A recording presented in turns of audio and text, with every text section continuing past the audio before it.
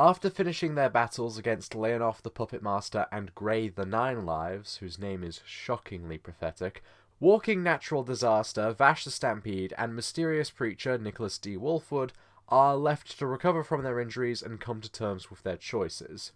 During their peaceful interactions with the locals they saved, Trigun Maximum Volume 4, and the second arc of Trigun Maximum, begins with the colony receiving a message.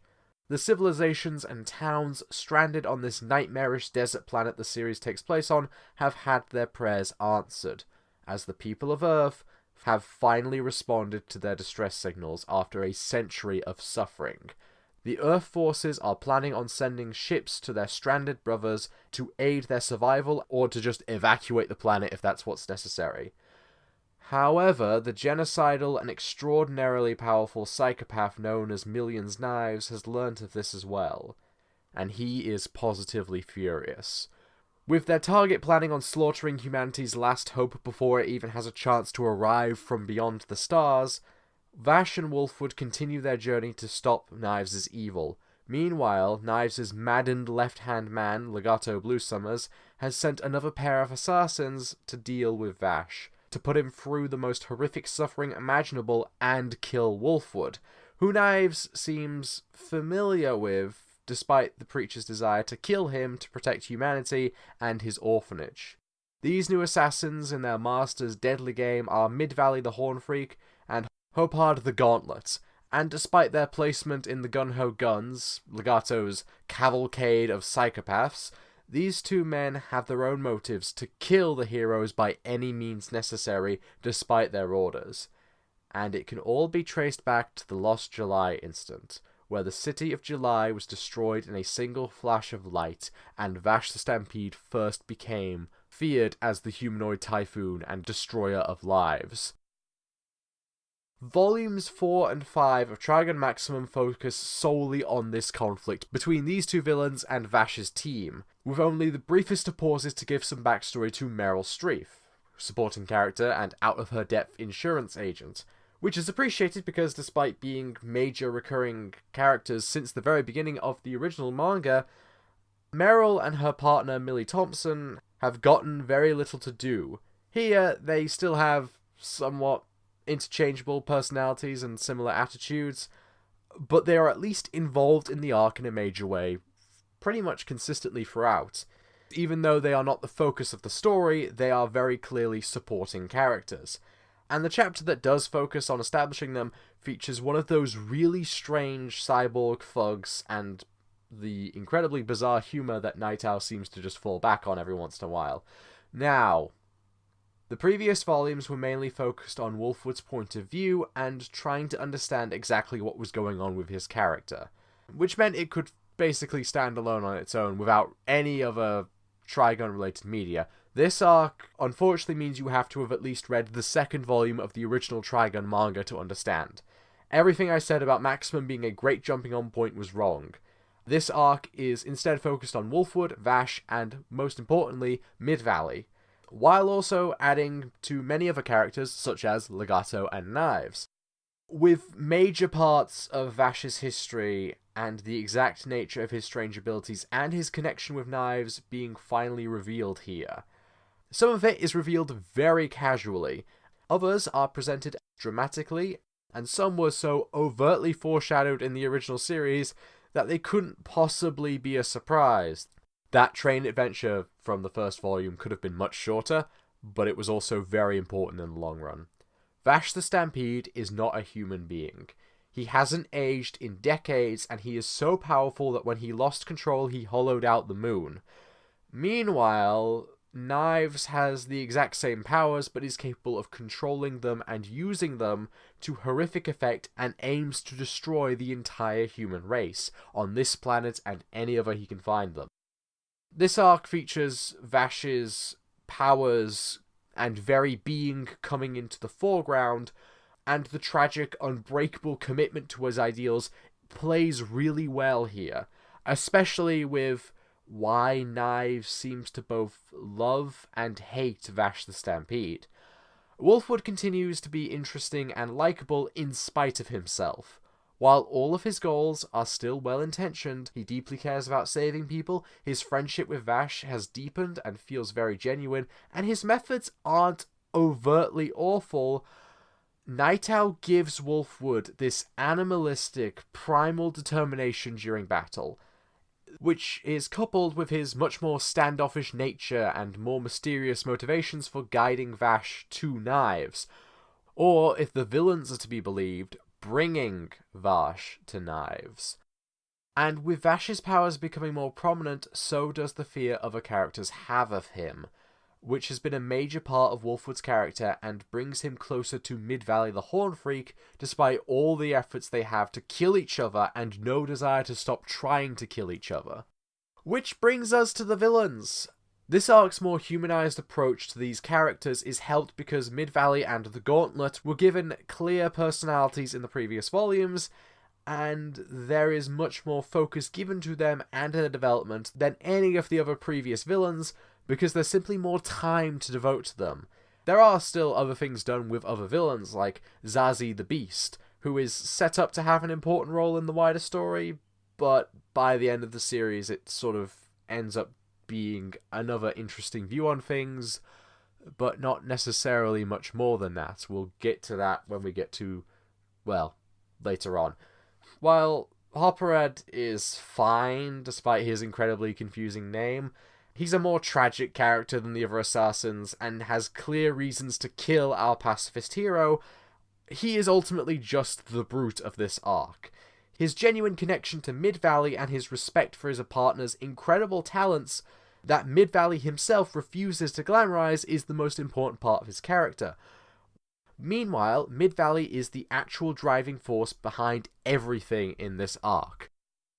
Mid-Valley is interesting because he is a terrible person trapped in a horrible situation. His sheer fear of legato and knives has forced him into a corner, and he's just as scared of Vash. The story makes no attempt to make you feel sorry for him, but it does go to great lengths to explain what he wants to kill Vash for. Really, it's to save the human race. Like Wolfwood, he's worried about the future and the survival of mankind in the face of Knives' rage, made worse by the fact he works for Legato Bluesummers, who has become incredibly unstable since his spine was broken and he was left unable to move by himself. Yes, Legato is still one of the most powerful people on the planet despite that. Basically, Mid-Valley and the Gauntlet begin the arc knowing that they are going to die, either because they will die in battle or because Knives will slaughter them and the rest of humanity in the future, or for actually succeeding in killing Vash. Which means that despite Hopperhead's unnatural appearance and Mid-Valley's completely unexplained saxophone powers, the pair feel like genuine human beings in their quiet time together, and their personalities really shine through here. Unlike previous villains who were too insane or two-dimensional for any of them to have a chat about anything, Mid-Valley actually has interesting things to talk about, and the pair have very clear goals that are personal to them. Yasuhiro Naitao is not a bad writer. I will say that once more for clarity, and I will probably say it several times in the future. I think that the themes and the perspectives he explores are interesting. Volume 4 and Volume 5, this entire arc, is well-paced, introducing some new characters who are interesting and strange with the very little time they have, while also expanding on other ones. But I do say he is a bad storyteller in many different ways. On a fundamental level, at least in this arc, his action art is broken. It can look really pretty, it has some very nice American influences, especially with some of the shading, but it does not coherently present motion or even establish what you're supposed to be looking at and what is actually meant to be happening. I have read this arc several times, and I'm still not sure what is meant to be going on in some pivotal scenes. There is a 2-page image that is meant to show Vash's determination and resolve, but the anatomy doesn't make any sense, and it's just as hard to make out until you read the next page, where there is a much better way of showing the exact same image. there are some of the most muddled and confused two-page images I have seen in any comic here, and it almost acts like it would read better digitally, which is strange because this manga was originally released in 2000. And these problems make it very hard to follow what Hopperud is doing.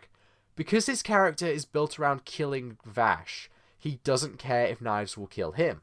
His only reason to live is to stop Vash. But he just leaves Vash alone when he has a perfect chance to kill him, and the only way that scene makes sense is that if Night Owl just didn't know how to get Vash out of that situation and into the big climax of the arc without undermining Hopperud's character. Also, Hopperud's completely bizarre and inhuman and off-balance design and fighting style based around complex movements do not work with this art. And that's overlooking all of the weird proportions and the odd stances and Knives' face being revealed again without any fanfare after it was being hidden previously for no reason. Night Owl can't draw faces in small panels without making them look comedic, and that undermines the drama. I could not tell you if a certain character is alive or appearing as a ghost in Volume 4. That's a very odd problem to have, but I also couldn't tell you if they died in Volume 3 or not. Night Owl is also really bad at establishing setting and location during this arc, and sort of this arc alone, really. The characters are separated at one point, and I have no idea where they are in relation to anything else. What actually happens is that some rubble separates them after the fight starts, okay? But it looks like Wolfwood falls downwards, but Mid-Valley attacks him from above, and this doesn't have any impact on the conversation Vash is having, despite there being a giant explosion and gunfight. Which means he can't be standing below Mid-Valley, despite that being the only place where Vash can be during this fight. There's also an important plot point that is told solely through the art, and while it eventually makes sense, it isn't as clear as it should be. And then there are just the parts that are fantastic. The climax is this amazingly tense showdown that becomes increasingly unstable and explodes perfectly in a way that only a science fiction gunfight could. It brings the arc full circle without being too obvious, and ends the arc with some really good character moments and genuine sadness. Night Owl has all these problems with readability and movement, but he decided to give a villain a sound-based power. Powers that have no visual cues and have to be demonstrated by its clear effect on objects within the silent art form of comics. Which is actually really well done. Mid-Valley's sonic attacks are really impactful, and Night Owl finds ways to use them in interesting ways and tie them into Mid-Valley's personality. Various things he does are incredible, but Mid-Valley himself doesn't see it that way because he's just a person. But he's also a person trying to fight something beyond human comprehension, with powers that seem from the average person to be near mystical in nature, when it's just apparently really good saxophone playing. The second half of the arc, which is almost everything in Volume 5, is functional and interesting and well handled, and when Night Owl's art fails, his writing is often good enough to fall back on. The characters are interesting. Wolfwood and Vash go for a lot in this arc. We see more of some supporting characters, and we learn more about the main character's hidden past. And most of the dialogue and the narration has this effective, thoughtful, and sometimes even poetic tone to it, which is either a sign of how Night Owl writes or how Justin Burns translated this arc. But it works extremely well once it clicks. With one exception, Zazie the Beast has a very obtuse and hard-to-pass way of talking, which isn't helped by Zazie calling Mid-Valley Blue Summers, which is not his name, and makes it seem like Zazie is talking to somebody who isn't even in the room. Which might be the case, actually, but it's not clear. Zazie also rarely refers to people by name, and just uses they or them, and I think it's meant to convey that Zazie isn't fully human in this version, and doesn't understand language or individuality. But it's so vague and mysterious that it sometimes doesn't make any sense, despite Zazie being quite important to how this arc provides exposition. With all that in mind, Volume 4, Bottom of the Dark, and Volume 5, Breakout are 2 volumes that could not be more confusing to rate. It has a really poorly handled revenge plot during the middle of a really great character study of a terrible person, and manages to use the rest of the cast very well. There are massive, unforgettable problems with the art, while also having some really well presented and thought through scenes and key moments. Night Owl is improving as an artist throughout this entire series, but this arc contains some of the worst examples of his weaknesses and failings, while also showing many of his strengths as both an artist and a writer. If you are looking at Trigun Maximum as an action series, it's not very good despite its moments. If you're looking at it for a character-focused story of people in extreme situations, then it actually works really well. The value of this arc rests entirely on that type of perspective. As it stands, it's a very strange story arc for many reasons and shows a wealth of creativity, but coming from a creator who isn't as talented as he needs to be to make the most of it, resulting in volumes 4 and 5 of Trigun Maximum being ultimately good stories with a number of weaknesses that just have to be tolerated. Something that can be said for the next few arcs as well, but for very different reasons, and those are very interesting reasons indeed. Thank you for watching. I will talk about Trigun Maximum again very shortly. Goodbye.